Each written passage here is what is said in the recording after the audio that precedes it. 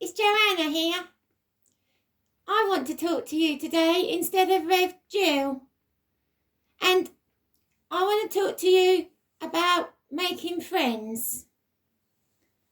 I like making friends, and I've got a lot of friends actually. So, and I do really like playing with my friends and chatting to my friends. But sometimes I fall out with my friends. Yeah. Sometimes I upset them. Sometimes I make them cry.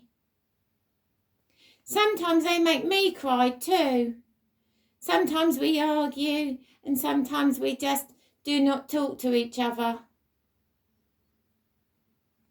Sometimes I fall out with my mum and my sister too.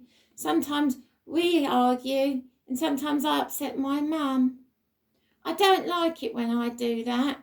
So it's really important that we make friends again and that we say sorry and that we are all friends again. I prefer that. I like being friends. In church, because sometimes I go to church, when Rev Gill lets me, that is, then I do go to church. And in church, after we have put our hearts right, so when we've said some prayers and when we've said some words that make us ready to worship God, when we are ready in here, after that and after we have said sorry to God and after we've read the Bible and after we've said our prayers, then we need to say sorry to one another. Well, we just need to make sure we're friends with everyone else. And we must do that before we go up and get the bread from the vicar or the priest. Yeah. So we have to be right with everybody. And Jesus said that we should do this because it's in the Bible, and I've got my Bible here, look, and Matthew tells us about it. I'll read it to you.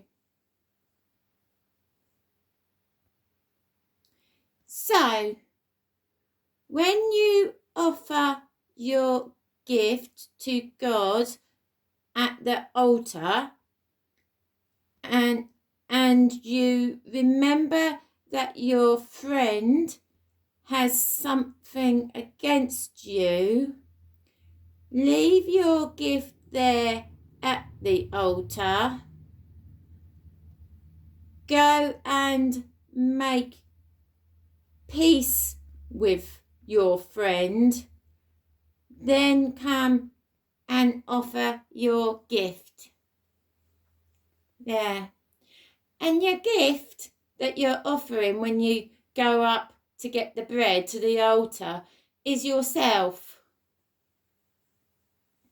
You offer yourself to God. So before you stand before God, you need to be right with God, right with yourself, and right with all those people around you.